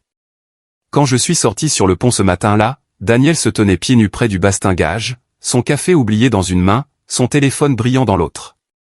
Il n'a pas levé les yeux quand je me suis approché. « C'est partout », a-t-il dit doucement. J'ai tendu la main vers le téléphone. La première chose que j'ai vue était le titre éclaboussé sur une page tendance. Le marié en fuite à Palm Beach, la mariée s'effondre en pleine cérémonie. La miniature était le visage de Claire figé au milieu d'un cri, le mascara coulant comme de la peinture de guerre. J'ai fait défiler des dizaines de vidéos, des milliers de commentaires, des montages avec de la musique dramatique, des ralentis de Trevor s'éloignant, des vidéos de réaction, disséquant chacune de ses expressions. Quelqu'un avait même mis en boucle la voix de grand-mère June du direct. C'est ce qui arrive quand on efface les gens qui nous aiment, le transformant en un clip audio viral. Daniel a posé sa tasse et s'est frotté les yeux. Il l'appelle la crise de Monroe. C'est en tendance sur TikTok. J'ai cligné des yeux devant l'écran. Bien sûr que ça l'est. Le yacht tanguait doucement sous nous, stable et imperturbable face au chaos qui se propageait sur tous les flux. J'ai regardé le ciel, d'un bleu infini, propre, intact. C'était comme une autre planète entièrement. Louise est apparue du pont inférieur avec le petit déjeuner. Ignorant la tempête en ligne. Des œufs et des fruits, Miss Rachel, merci Louis. Daniel a dit rapidement, prenant le plateau de ses mains avant que je puisse répondre. Je me suis assise lentement, le téléphone toujours à la main. Je savais que je devrais le ranger, mais une partie de moi ne pouvait s'empêcher de regarder. Chaque clip, chaque angle, chaque légende était un autre fil qui se dénouait. Daniel m'a rejointe, son ton prudent. Tu n'as pas besoin de voir ça. Je sais. J'ai bu une gorgée de jus, les yeux toujours fixés sur l'écran, mais je pense que j'ai besoin de savoir. La vidéo suivante s'est lancée automatiquement, un enregistrement tremblant d'un invité près de l'hôtel. La voix de Trevor, faible mais claire. Je préfère partir maintenant que mentir pour toujours. Puis la caméra a basculé sauvagement alors qu'il s'éloignait. Les invités haletants, les murmures montants. Quelqu'un a crié, est-ce qu'il est sérieux? Puis est venue l'image que j'avais déjà vue. Claire figée de choc. Notre mère essayant de la calmer, grand-mère June se levant, sa voix tranchant le bruit comme un éclair. Ça s'est terminé brusquement. La main de Daniel a effleuré la mienne. Ça va? J'ai regardé l'horizon. Les vagues scintillaient comme si rien d'extraordinaire ne s'était passé nulle part. Je crois, ai-je dit lentement. C'est juste étrange. Toute ma vie, j'ai pensé que je devrais leur faire voir qui ils étaient vraiment. Il s'avère qu'ils l'ont fait eux-mêmes. Il a hoché la tête, une compréhension silencieuse dans ses yeux. C'est ainsi que fonctionne la vérité. Elle n'a pas besoin de public. Elle a juste besoin de temps. J'ai souri faiblement, et du Wi-Fi, apparemment. Ça l'a fait rire. Je suppose que le karma a une bonne connexion. Nous avons mangé en silence pendant un moment, l'océan se déplaçant doucement autour de nous. Mais la paix n'a pas duré longtemps. Mon téléphone a de nouveau vibré. Des dizaines de nouvelles notifications. Je l'ai retourné et je l'ai vu. Des captures d'écran de SMS, des extraits de la cérémonie, des tweets avec des millions de vues. Puis est arrivé celui qui m'a figé. C'était un commentaire épinglé sur l'une des meilleures vidéos. La rumeur dit que la sœur qu'ils n'ont pas invitée regarde ça depuis un yacht quelque part. J'espère qu'elle sourit. Daniel a remarqué le changement sur mon visage. Qu'est-ce que c'est? Je lui ai tendu le téléphone. Il a lu le commentaire et a laissé échapper un léger sifflement. Internet ne manque vraiment rien. Je n'ai rien posté, ai-je dit rapidement. Je n'ai même pas. Il a levé la main, me coupant doucement. Personne n'a dit que tu l'avais fait. Mais d'une manière ou d'une autre, ils connaissent déjà ton histoire. L'idée me semblait surréaliste. J'avais passé toute ma vie invisible dans cette famille, négligée, silencieuse, utile, et maintenant des étrangers sur Internet me peignaient comme un symbole de justice. J'ai de nouveau regardé la mer, laissant le vent salé me piquer le visage. Je ne voulais pas de vengeance, ai-je dit doucement. Je voulais juste arrêter de souffrir. Daniel a pris ma main, sa voix calme. Parfois, ce sont les mêmes choses. Nous avons passé le reste de la matinée sur le pont supérieur, faisant défiler les informations en silence, stupéfaits. Chaque nouveau clip montrait une autre parcelle de la vérité que j'avais toujours connue mais jamais dite. Claire criant sur notre mère. Ma tante pleurant, le vieil associé de mon père quittant la réception en trombe. Chaque angle était une confession diffusée à des millions de personnes. Et puis une autre vidéo est apparue, ton différent, perspective différente. Une femme assise dans ce qui ressemblait à une loge, entourée de robes. Sa voix était douce, mesurée. Je viens de coiffer un mariage où le marié est parti. Elle a commencé. Il a dit, et je cite, « Je préfère partir maintenant que mentir pour toujours. » Daniel s'est penché plus près. Qui est-ce, Olivia Rhodes, ai-je dit, en lisant le nom d'utilisateur. C'est une influenceuse. Ma sœur la taguait tout le temps. Olivia a continué, presque avec sympathie. Mais ce n'est pas la partie la plus folle. La partie la plus folle, c'est quand la grand-mère de la mariée a crié que c'était le karma pour avoir renié son sang. Toute la pièce s'est tue. On pouvait le sentir. Ce n'était pas seulement un mariage qui s'effondrait. C'était une vérité qui rattrapait enfin son retard. La vidéo passait à des clips du chaos superposé de légendes comme « Ne construisez pas votre bonheur sur le silence de quelqu'un d'autre ». J'ai senti quelque chose bouger en moi, une libération peut-être. Pas de la joie, pas du triomphe. Juste du poids. En partant. Daniel a posé son téléphone. Elle vient de raconter ton histoire au monde entier. Ce n'est plus mon histoire, ai-je dit. C'est juste la vérité et ils ne peuvent enfin plus la contrôler. Pour la première fois, j'ai remarqué à quel point l'air était léger, à quel point il était facile de respirer. À midi, les médias s'en étaient emparés. Les blogs de divertissement, les émissions matinales, même les journaux locaux. Chaque titre déformait légèrement l'événement, mais une chose restait constante. La chute de la famille Monroe était publique, et je n'étais plus invisible. Je n'ai pas partagé un seul message. Je n'ai pas commenté, pas expliqué, pas corrigé. Le silence semblait puissant, délibéré. Plus tard, Daniel m'a tendu ses lunettes de soleil et a fait un signe de tête vers l'eau. Allons à la plage. Tu as assez regardé d'écran pour une vie. J'ai hésité, puis j'ai laissé le téléphone sur la table, face contre terre. Le yacht a mis son petit bateau à l'eau, et nous avons dérivé vers un croissant de sable blanc. L'océan était chaud, d'un bleu qui effaçait tout le reste. En marchant le long du rivage, je pouvais encore entendre des fragments de la voix de grand-mère June résonner dans ma tête. Tu as renié ton propre sang par vanité. Ce n'était pas de la colère dans son ton. C'était du chagrin. Daniel a donné un coup de pied dans le sable, sa voix basse. Tu penses qu'elle était au courant du testament? Je l'ai regardée, surprise. Quoi? Il a haussé les épaules. La façon dont elle l'a dit, ça ressemblait à plus qu'une simple émotion. Comme si elle savait quelque chose de plus profond. J'ai froncé les sourcils, regardant l'eau ondulée. Peut-être. Ou peut-être qu'elle était juste fatiguée de faire semblant, elle aussi. Il a hoché la tête et nous avons continué à marcher, les vagues s'enroulant autour de nos pieds. Quand nous sommes retournés au yacht, Louise nous attendait avec des serviettes et de la limonade fraîche. Dure journée en ligne? A-t-il demandé avec un sourire trop prudent. J'ai réussi à rire. On peut dire ça. Ce soir-là, après le dîner, je me suis assise seule sur le pont supérieur pendant que les autres nettoyaient. Le ciel était d'un gris doux, les premières étoiles émergeant. J'ai rallumé mon téléphone, par habitude plus que par curiosité. L'écran s'est allumé avec des messages, certains d'inconnus, d'autres d'anciens collègues, quelques-uns de parents. Des mots comme « fier de toi ». Tu mérites la paix. Nous avons toujours su que quelque chose n'allait pas, mais un texto s'est démarqué des autres. C'était d'un numéro que je ne reconnaissais pas. Tu n'es pas obligé de répondre. Sache juste que tu avais raison depuis le début.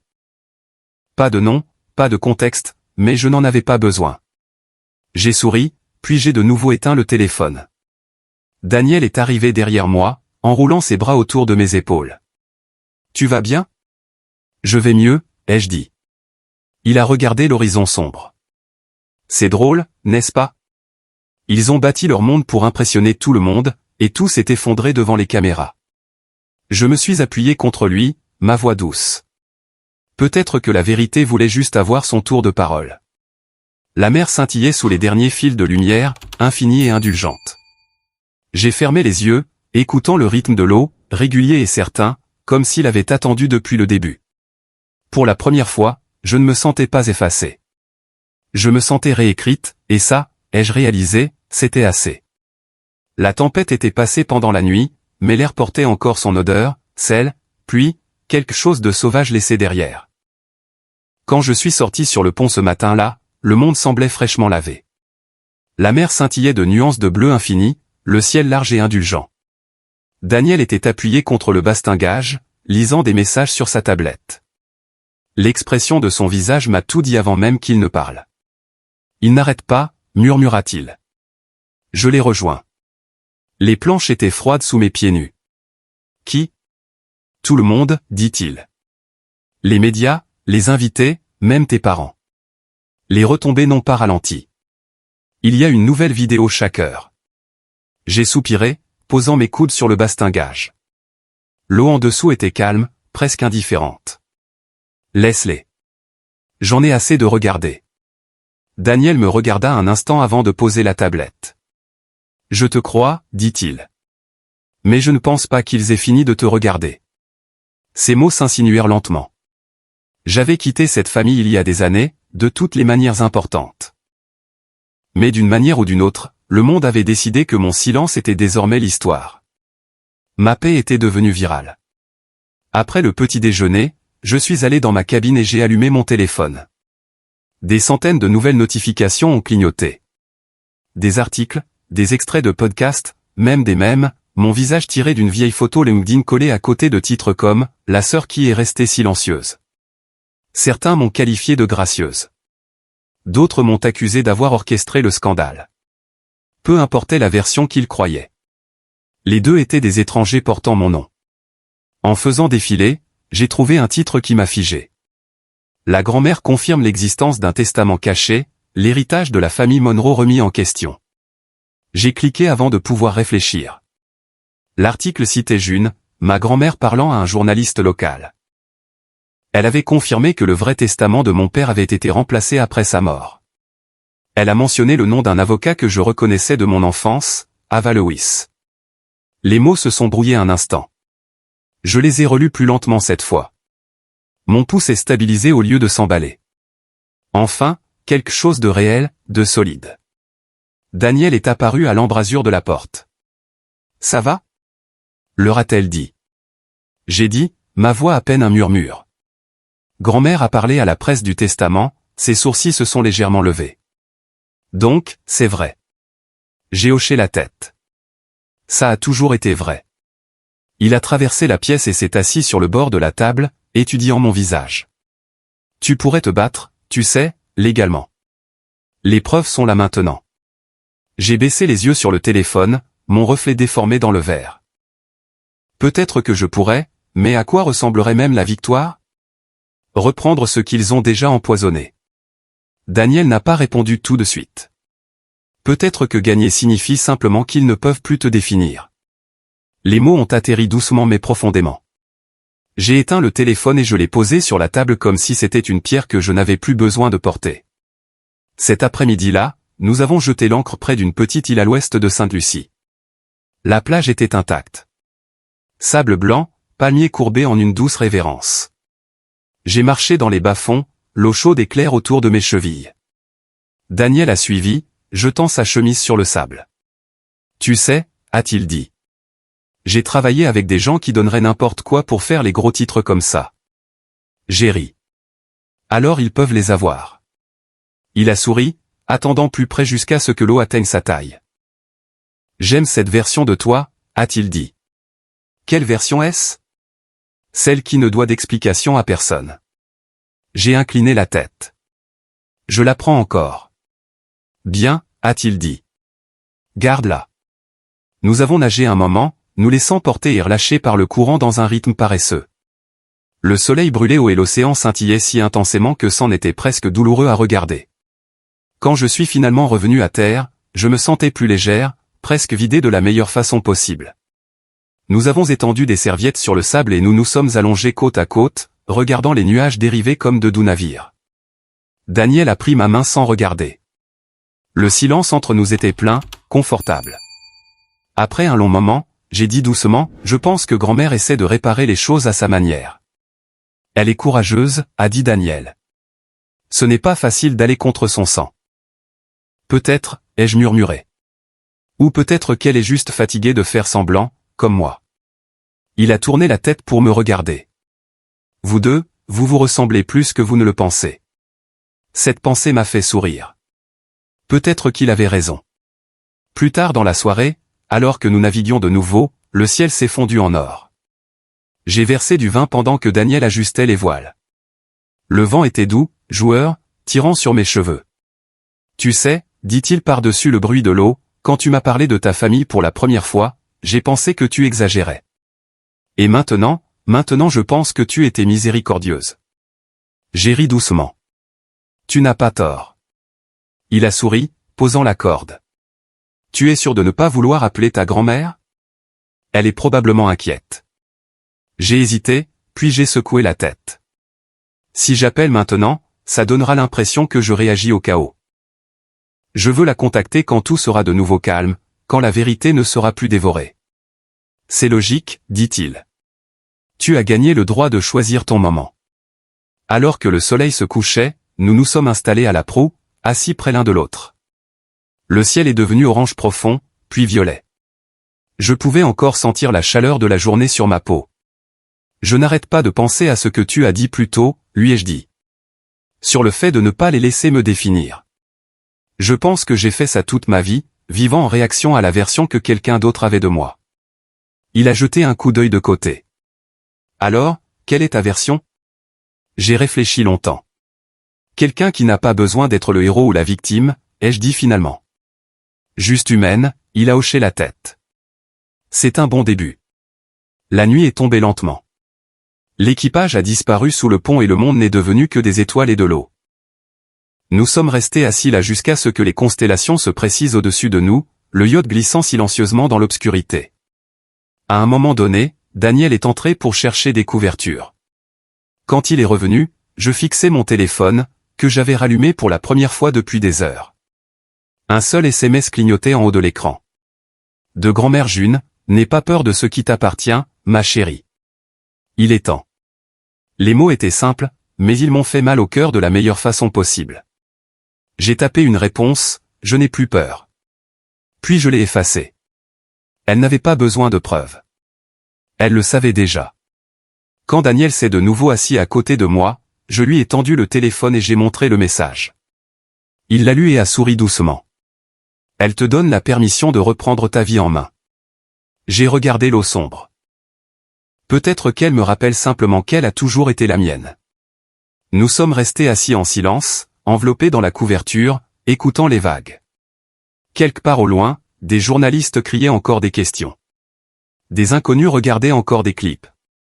Ma famille inventait encore des histoires, mais rien de tout cela ne nous atteignait ici. Sous les étoiles, tout était silencieux, tout était honnête. Daniel se tourna vers moi, sa voix un murmure bas. Tu sais, je pense que l'univers est un peu poétique. Ils t'ont effacé d'une liste d'invités, et maintenant le monde ne peut s'empêcher de dire ton nom. J'ai souri, appuyant ma tête sur son épaule. Peut-être que c'est ainsi que fonctionne l'équilibre. Il a embrassé le sommet de ma tête. Peut-être que c'est la justice. Le vent nocturne nous a effleurés, chaud et indulgent. Le yacht a fendu l'eau comme un murmure, et j'ai fermé les yeux, respirant le sel et la paix. Pour la première fois de ma vie, je ne me sentais pas comme une pièce manquante de l'histoire de quelqu'un. J'étais la mienne. La mer était calme ce matin-là, le genre d'immobilité qui ne survient qu'après que quelque chose a été brisé et réarrangé. Je me suis réveillé avec la lumière du soleil qui se déversait par les fenêtres de la cabine, dorée et calme, comme si le monde avait décidé de recommencer. Daniel était déjà sur le pont, parlant doucement avec le capitaine Marco. J'entendais des bribes de leur voix flottant à travers la porte ouverte, des coordonnées, le vent, quelque chose à propos de l'accostage plus tard dans la soirée près de Saint-Vincent. Quand je suis sorti, Daniel m'a tendu une tasse de café. « Tu as dormi pendant tout ça ?» dit-il avec un sourire. Même les dauphins qui nous ont suivis à l'aube. Peut-être qu'il savait que j'avais besoin de repos, ai-je dit en buvant une gorgée. L'air était chaud et pur. L'océan si calme qu'il semblait pas. Pour la première fois depuis des jours, je n'avais pas l'impression de fuir quoi que ce soit. Daniel m'a jeté un coup d'œil. Il y a quelque chose pour toi, dit-il en faisant un signe de tête vers la table. Une enveloppe blanche était posée là, légèrement humide sur les bords, mon nom écrit dessus d'une écriture familière et inclinée. Je me suis figé. D'où vient-elle? Livrée par coursier au dernier port, dit-il. Marco a dit que ça venait de l'avocat de ta famille. J'ai fixé l'écriture. Elle était élégante, délibérée, le genre d'écriture que j'avais vue sur les cartes d'anniversaire quand j'étais enfant. Celle de ma grand-mère. Je me suis assise lentement, traçant mon doigt sur les lettres. Elle ne m'a pas écrit depuis des années. Peut-être que maintenant elle est prête à... Daniel, dit doucement. Mes mains tremblaient légèrement en ouvrant l'enveloppe. Le papier à l'intérieur était de couleur crème, lourd, plié 2 fois. Une légère odeur de lavande y persistait. Ma chère Rachel, commençait la lettre. J'aurais dû te le dire il y a longtemps, mais j'ai laissé la peur me faire taire. Avant que ton père ne décède, il a apporté des modifications à son testament. Il voulait que tu hérites de ses parts de Monroe Holdings et de la maison de Montray. Il disait que tu étais la seule à comprendre ce qu'il avait construit, la seule à voir la valeur au-delà des chiffres. Ta mère a convaincu tout le monde que l'ancienne version était définitive. Je me suis tue parce que je pensais protéger la famille. Je vois maintenant que je protégeais un mensonge. Ava Lewis a toujours le vrai document. Il est temps que tu saches la vérité. J'ai arrêté de lire un instant. Mon souffle s'est coupé à mi-chemin dans ma poitrine. La mer s'est brouillée devant moi. Tu n'as jamais été effacée, Rachel. Ça continuait. Tu as été cachée parce que tu étais la seule à voir clairement. S'il te plaît, pardonne mon silence. Je ferai ce que je peux pour arranger les choses. La signature était tremblante mais sûre, avec amour June. J'ai plié la lettre soigneusement, bien que mes mains tremblassent. Pendant un long moment, je n'ai pas pu parler. Daniel était assis à côté de moi sans dire un mot. Quand j'ai finalement levé les yeux, ma gorge était serrée. Ils ne m'ont pas exclu du mariage pour maintenir la paix, ai-je dit doucement. Ils l'ont fait à cause de ça. Daniel hocha lentement la tête. Ils protégeaient leur secret. Les mots ont frappé comme de l'eau froide. J'avais toujours soupçonné quelque chose sous la surface. Une ombre se déplaçant juste hors de portée. Maintenant, elle avait un nom. Je me suis adossé, regardant l'horizon. Toutes ces années à m'entendre dire de comprendre, de me taire, de pardonner. Il ne s'agissait pas de paix. Il s'agissait de contrôle. Il n'a pas interrompu. Il m'a juste regardé comme il le faisait toujours. Stable, patient, me laissant trouver mes propres mots. Je pensais que j'étais la forte parce que je ne me battais pas, ai-je dit. Mais je ne faisais que maintenir leur histoire en vie. Alors peut-être que maintenant tu écris la tienne, dit Daniel. Le vent s'est levé juste assez pour agiter les bords de la lettre dans ma main. Je l'ai pliée de nouveau et je l'ai posée sur la table comme pour ancrer quelque chose de fragile au monde. L'après-midi, le yacht s'est approché de la côte. Saint-Vincent brillait au loin, luxuriante et verte. Nous pouvions voir des villas éparpillées le long des falaises, d'un blanc éclatant sur fond de jungle. L'air sentait légèrement l'hibiscus et le sel. Une notification a vibré sur mon téléphone. Numéro inconnu. J'ai hésité avant de répondre. Allô, Rachel. La voix était calme. Professionnelle. C'est Ava Lewis. Je suis avocate à Los Angeles. Votre grand-mère m'a demandé de vous contacter. Mon cœur a sauté un battement. Je viens de lire sa lettre.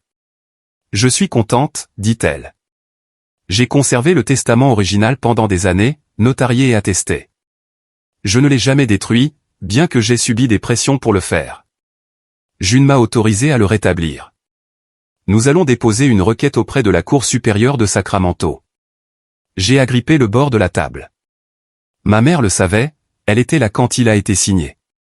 Ava a dit qu'elle avait choisi de l'ignorer. Je crois qu'elle espérait que tu ne le ferais jamais. Je me suis tue, le bruit des vagues remplissant l'espace entre nous. Le ton d'Ava s'est adouci. Tu n'as rien à faire pour l'instant. Je voulais juste que tu saches que la vérité est en sécurité. La suite dépend de toi. Je l'ai remercié doucement et j'ai raccroché. Daniel me regardait. Eh bien, elle dépose le dossier. C'est officiel. Il m'a versé un verre d'eau et l'a glissé sur la table. Et comment te sens-tu? J'ai fixé l'horizon pendant un long moment avant de répondre. Plus légère, mais aussi triste à cause d'eux. Parce que ça n'aurait pas dû se passer comme ça. Il a hoché la tête. La vérité a un prix, mais elle rapporte aussi quelque chose. J'ai souri faiblement. Qu'est-ce qu'elle rapporte? La liberté, a-t-il dit simplement. Le reste de l'après-midi s'est écoulé en silence. Le soleil était haut, l'eau lisse. Je me suis assise à la proue avec mon carnet, écrivant de petits fragments qui n'avaient pas besoin d'être parfaits, juste honnêtes. Ils m'ont appris le silence comme survie. Mais le silence n'est pas la paix, c'est une dette. Je ne leur dois plus rien maintenant. Plus tard, quand le soleil est descendu bas, nous avons ouvert une bouteille de vin et nous nous sommes assis ensemble, regardant le ciel passer de l'or au violet. La mer reflétait chaque couleur comme un miroir. Je ne pense pas que je les verrai plus jamais de la même manière, ai-je dit doucement. Bien, dit Daniel. Tu n'es pas censé le faire. Je ne veux même plus de vengeance, ai-je admis. Je veux juste vivre sans faire semblant. Il a levé son verre. Alors, à la vérité, aussi tardive soit-elle, nous avons trinqué nos verres légèrement. Le son était doux, presque fragile, mais il ressemblait à un début. Après le dîner, j'ai repris la lettre de grand-mère June dans ma cabine. Je l'ai relue, lentement, traçant l'encre comme si elle pouvait parler. Quand j'ai fini, je l'ai placée à l'intérieur de mon journal entre deux pages blanches, un espace pour ce qui allait suivre. Dehors, la mer était sombre et vaste, les étoiles éparpillées comme du sel. Je me tenais au bastingage, le vent soulevant mes cheveux, et j'ai murmuré à personne. Tu avais raison, grand-mère. Le temps ramène tout. Daniel est arrivé derrière moi et a enroulé ses bras autour de ma taille. Ça va? Je vais plus que bien, ai-je dit, en regardant l'horizon. Je suis réveillé. Il a embrassé ma tempe et a posé son menton sur mon épaule. Alors restons-le. Le yacht tanguait doucement, l'océan fredonnant comme s'il connaissait aussi le secret. J'ai regardé la première lueur de la lune scintiller sur les vagues et j'ai pensé à quel point c'était étrange. Comment parfois la justice n'arrive pas dans la colère ou le chaos, mais dans l'immobilité. Et dans cette immobilité, je me suis enfin senti entière. Le matin après la lettre était différent. L'air avait changé, plus léger d'une certaine manière, bien que rien autour de moi n'ait changé. Les mêmes vagues douces frôlaient la coque. Le même horizon s'étendait devant. Pourtant, en moi, quelque chose qui avait été crispé pendant des années s'était enfin détendu. J'ai fait du café et je l'ai apporté sur le pont, la tasse chaude entre mes mains. Daniel était déjà là, assis, les jambes allongées, les yeux mi-clos contre la lumière du soleil. Il a souri en me voyant. Tu as l'air reposé. Je me sens vidé, ai-je dit en m'installant à côté de lui, mais dans le bon sens. Il m'a tendu un journal plié, imprimé sur du papier glacé de l'île. Ils en parlent encore, a-t-il dit. Le titre disait, un scandale d'héritage secoue l'héritage Monroe.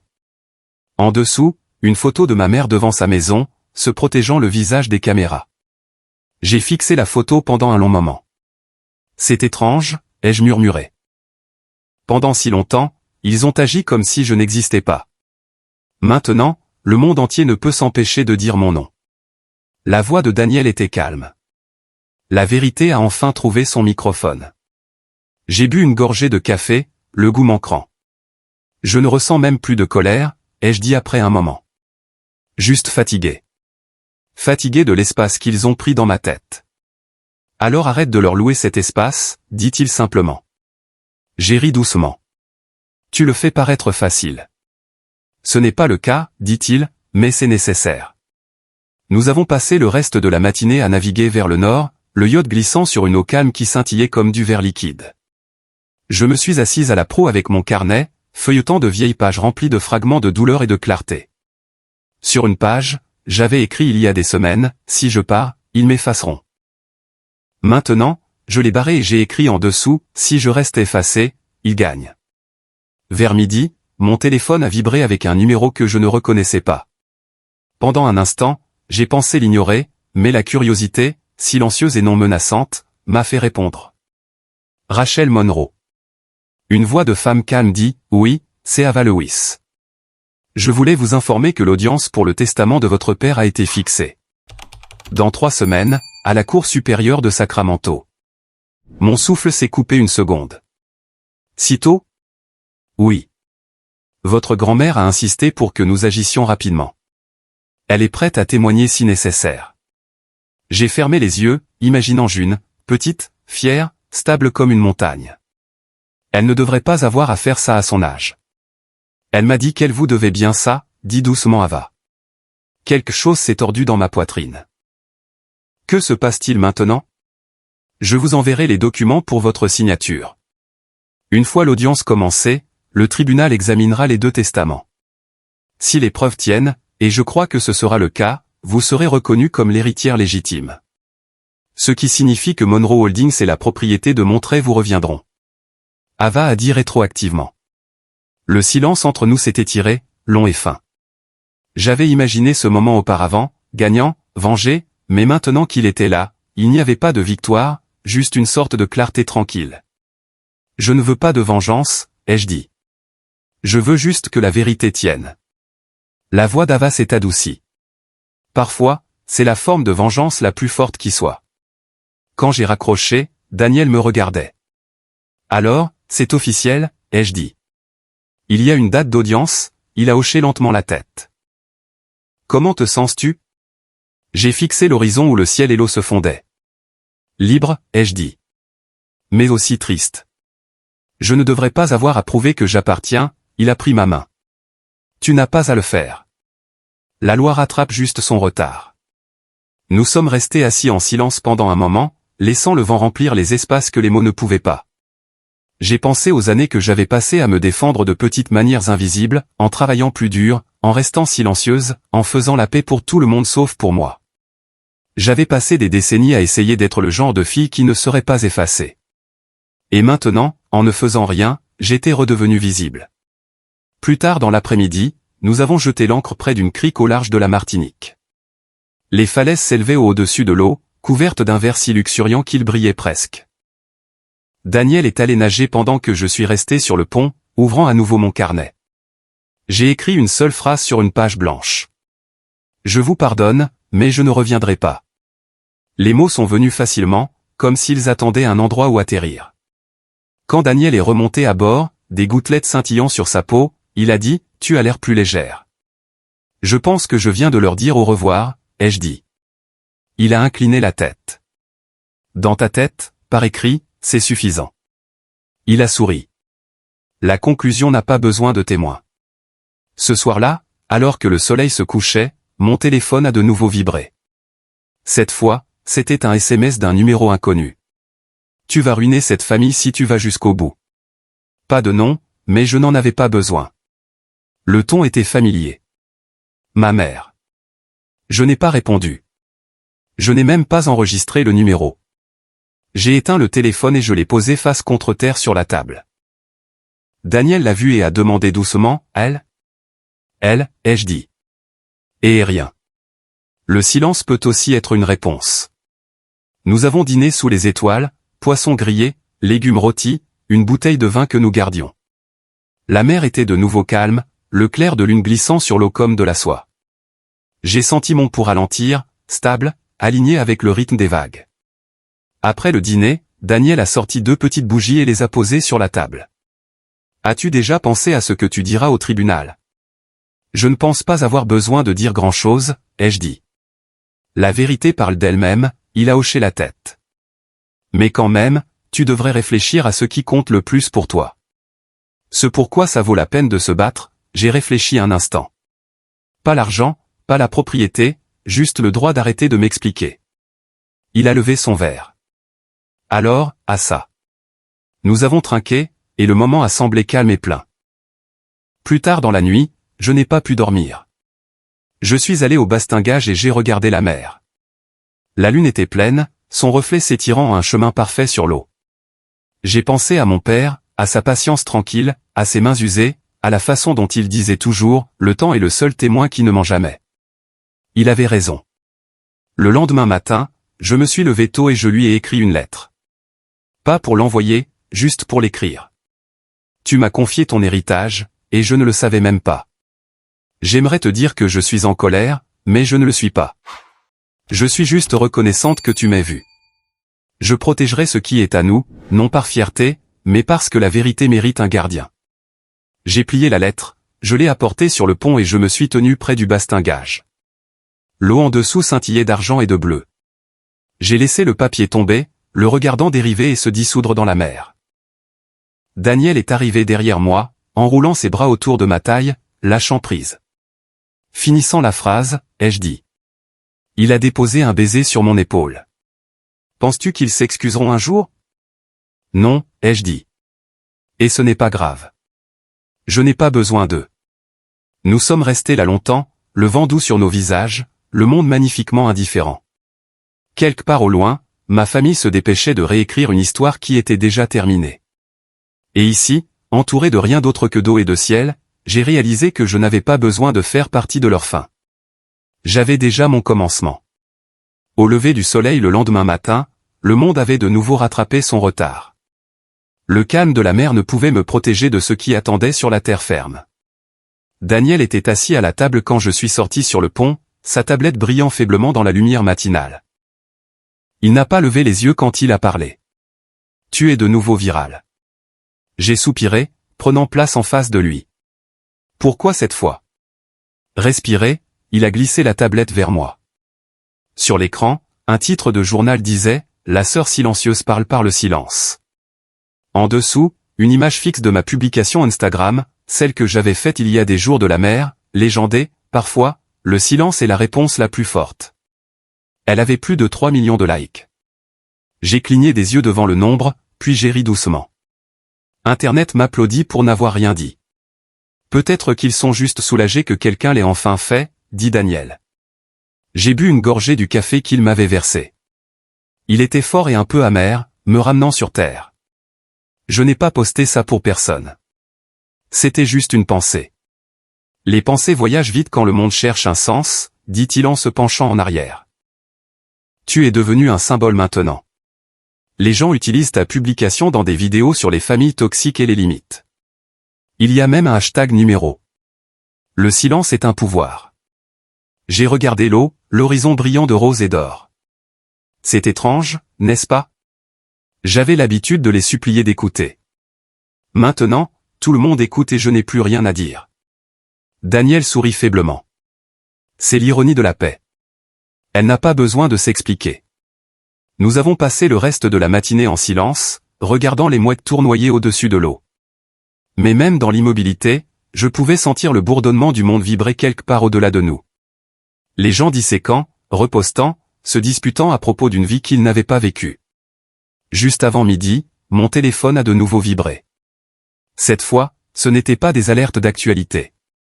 C'était un lien d'un numéro que je ne reconnaissais pas. J'ai cliqué dessus avant de pouvoir réfléchir. La vidéo s'est ouverte sur Claire. Elle était assise dans ce qui ressemblait à un salon. Lumière vive, fleurs mises en scène, une douce mélodie au piano en fond sonore. Ses cheveux étaient coiffés, son maquillage discret. Le titre sous la vidéo disait « Ma version de l'histoire ». Je ne voulais pas regarder, mais je l'ai fait. Elle a commencé d'une voix tremblante. Je sais que les gens ont beaucoup dit sur moi, et je ne peux plus contrôler le récit. Mais je veux que tout le monde sache que je n'ai jamais voulu blesser personne. La famille est compliquée. Nous faisons tous des erreurs. Je l'ai mis en pause à mi-chemin. J'avais entendu ce ton toute ma vie, répété. Le remords, le genre destiné à lisser les fissures sans les sceller. Daniel est apparu derrière moi, lisant par-dessus mon épaule. C'est elle? Oui, ai-je dit. Et elle joue toujours la comédie, il a froncé les sourcils. Tu veux que je l'éteigne? Non, ai-je dit en appuyant de nouveau sur lecture. Claire a continué, les yeux brillants juste assez pour la caméra. J'aimerais que ma sœur comprenne à quel point j'étais sous pression, à quel point je voulais qu'elle fasse partie de tout ça. Mais elle a hésité. Les choses étaient compliquées. Elle a pris une profonde inspiration, baissant la voix. J'espère qu'un jour elle me pardonnera. Je l'aime. Je l'ai toujours aimée. La vidéo s'est terminée là, s'estompant au noir avec une douce note de piano. J'ai fixé l'écran jusqu'à ce qu'il s'assombrisse. Daniel a rompu le silence en premier. Tu sais quoi? C'était juste un coup de pub, ai-je dit platement. Il a hoché la tête. Elle essaie de limiter les dégâts. Je sais, ai-je dit. Mais ce n'est plus à moi de réparer. J'ai verrouillé le téléphone et je l'ai posé face contre terre sur la table. Laisse-la courir après la paix comme une marque. Je garderai la vraie. Daniel a souri. C'est la citation qui sera tendance la prochaine fois. J'ai ri, un petit son fatigué. Que Dieu les aide si c'est le cas. Plus tard dans l'après-midi, nous avons jeté l'ancre près d'un récif de corail. L'eau était si claire qu'on pouvait voir le fond marin s'étendre dans des tons de vert et d'or. Nous avons nagé pendant des heures, flottant entre le silence et la lumière du soleil. Chaque fois que je refaisais surface, le monde me semblait plus lointain. Quand nous sommes remontés à bord, Louise a apporté des serviettes et des fruits. Vous devriez vérifier votre téléphone, a-t-il dit avec un petit sourire. Vous êtes de nouveau aux informations, ai-je grogné. Ce n'est pas aussi flatteur que vous le pensez. Mais la curiosité l'a emporté. J'ai allumé mon téléphone et en quelques secondes, il a vibré sans arrêt, mention, tag, message. La vidéo des excuses de Claire était partout, mais aussi mon ancien message. Quelqu'un les avait assemblés, sa confession en larmes suivie de mon image fixe de la mer. La légende disait, elle est restée silencieuse, et cela a tout dit. Daniel a regardé par-dessus mon épaule et a secoué la tête. Montage poétique, poésie involontaire, ai-je corrigé. Je n'ai rien planifié de tout ça. Il s'est penché plus près, son ton doux. C'est pourquoi c'est important. Tu ne l'as pas planifié. Tu as juste dit la vérité en la vivant. J'ai de nouveau mis le téléphone de côté. Peut-être que le monde a faim d'histoires qui ne crient pas. Le soir, le soleil avait coloré le ciel de bronze. Nous nous sommes assis sur le pont avec du vin, regardant l'horizon s'estomper. L'air sentait le sel et la mangue, et l'océan était aussi calme que du verre. Daniel m'a versé un autre verre et a levé le sien. Aux révolutions silencieuses, a-t-il dit. J'ai trinqué le mien contre le sien, pour être enfin entendu sans crier. Nous avons bu et le moment s'est étiré, doux, lent, infini.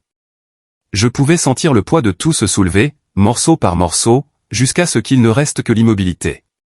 Plus tard, lorsque les étoiles sont apparues, j'ai ouvert mon téléphone une dernière fois. La première notification provenait d'un journaliste. CNN Culture aimerait vous présenter dans un article sur la guérison numérique et le silence. Sans pression, j'ai souri et j'ai éteint l'écran. Sans pression, ai-je murmuré. Daniel m'a jeté un coup d'œil. Qu'est-ce que c'est? Une invitation que je n'ai pas besoin d'accepter, ai-je dit. Pas encore, il a hoché la tête. Bien. Tu ne leur dois pas ta voix juste parce qu'ils veulent enfin l'entendre. Nous sommes restés assis en silence pendant un moment, écoutant le bourdonnement des vagues et la faible musique venant du pont inférieur. Quelque part, Internet disséquait ma paix, la transformant en contenu. Mais ici, entouré de rien d'autre que d'eau et de ciel, j'étais intouchable. Quand la brise s'est levée, j'ai fermé les yeux et je l'ai laissé me caresser. Daniel a pris ma main, son pouce frôlant la mienne. Tu sais, ils ont bâti leur empire sur le bruit, a-t-il dit. Tu as bâti le tien sur le silence. J'ai souri, les yeux toujours fermés. Alors j'espère qu'il durera plus longtemps. Il le fera, a-t-il dit. La vérité le fait généralement. Les étoiles se sont intensifiées au-dessus de nous, se reflétant sur l'eau comme du verre brisé. Le monde pouvait tordre l'histoire comme il le voulait. Il pouvait me qualifier de froide, de sage ou de chanceuse. Rien de tout cela n'avait d'importance parce que pour une fois, je ne regardais pas cela se produire. Je vivais au-delà. Je me suis adossé à l'épaule de Daniel, le bruit de la mer régulier et infini autour de nous. Pendant des années, j'avais confondu le silence avec une punition. Maintenant, je comprenais que c'était la liberté. Je n'étais pas effacé. J'étais réécrite. Et la marée, patiente comme le temps lui-même, m'emportait. L'air au-dessus de la crique des Bahamas était si calme ce matin-là. C'était comme si le monde s'était arrêté de bouger.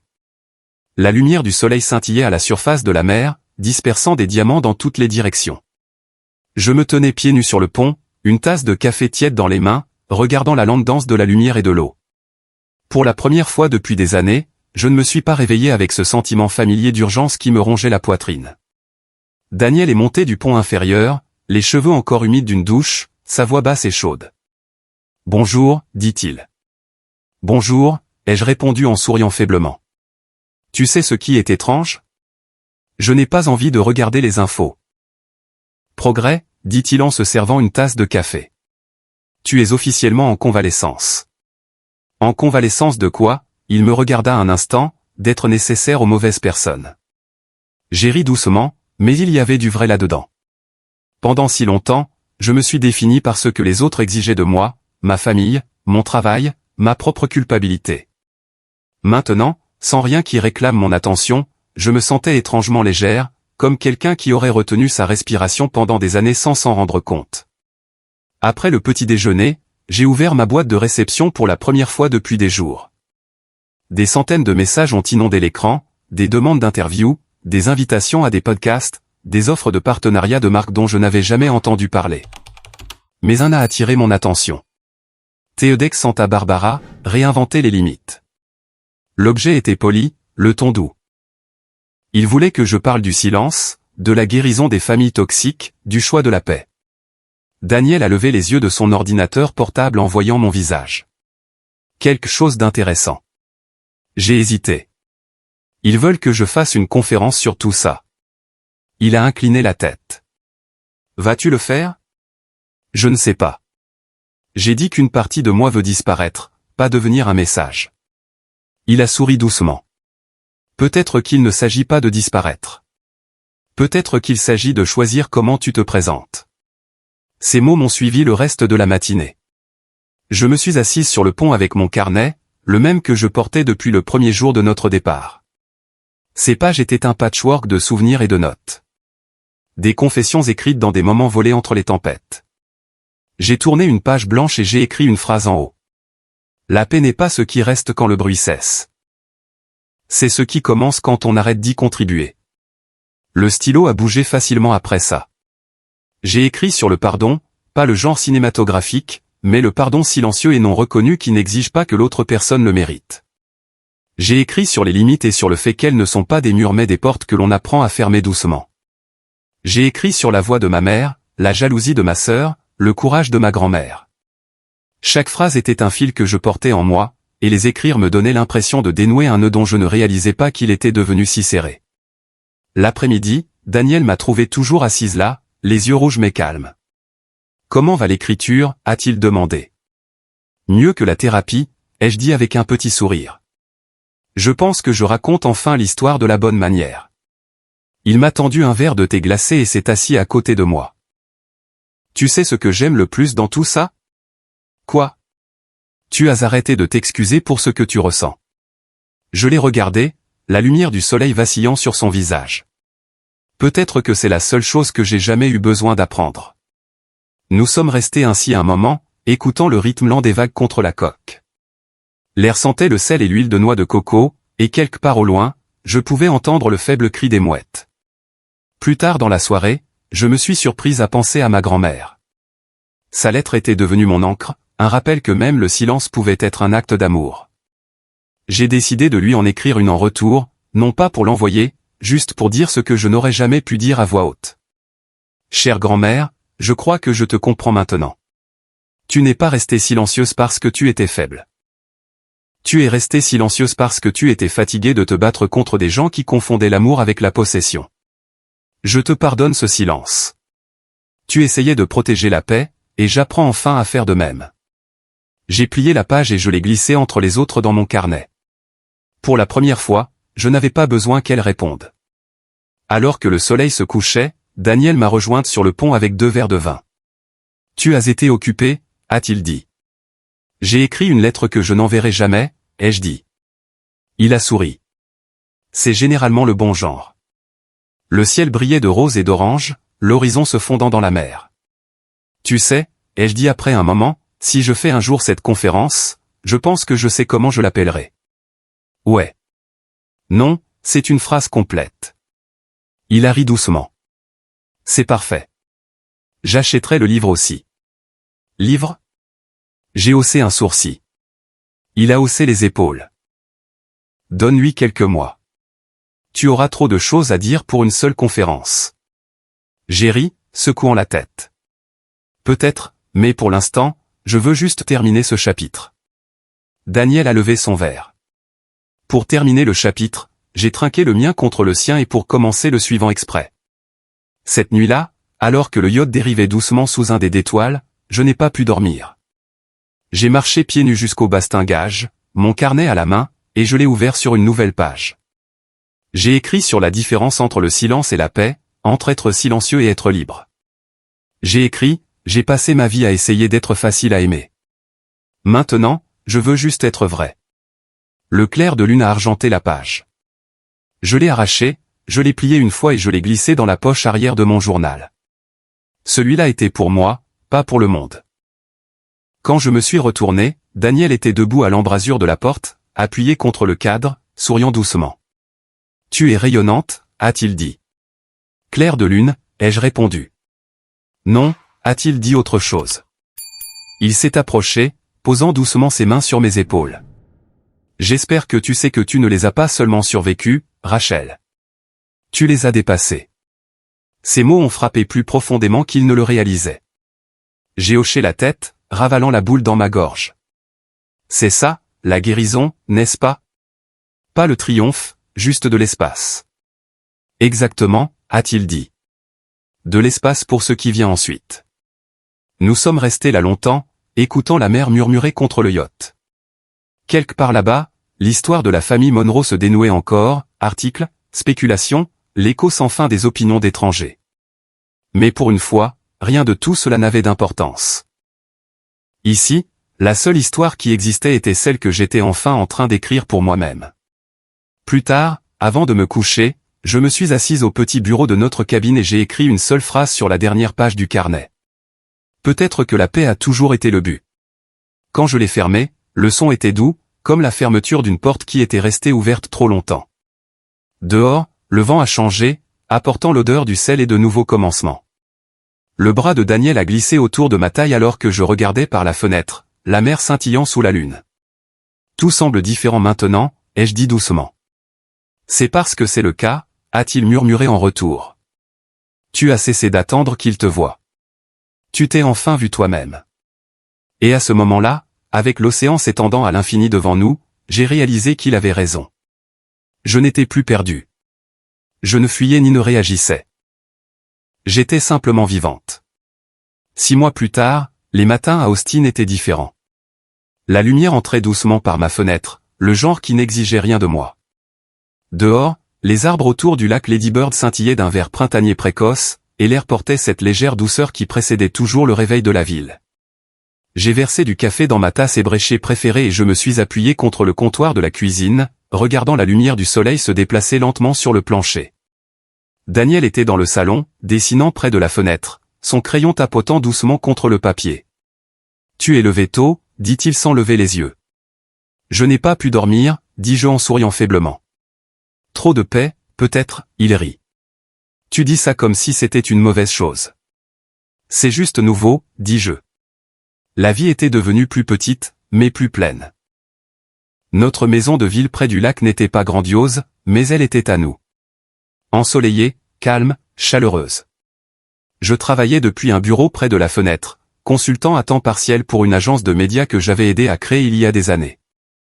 Les bons jours, j'écrivais des essais, des réflexions, les débuts de quelque chose que je n'appelais pas encore un livre. Mon téléphone a vibré doucement à côté de moi. Un rappel est apparu. TEDx Santa Barbara, réinventer les limites.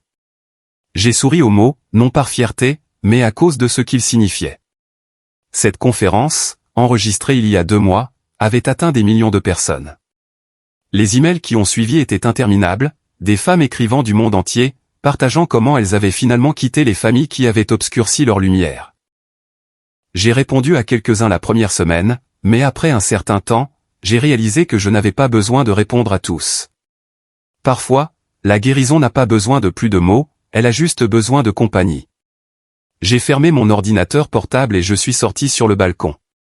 La ville s'étirait, éveillée, l'air rempli d'oiseaux et du bruit lointain des joggeurs le long du chemin du lac. J'ai pris une lente inspiration.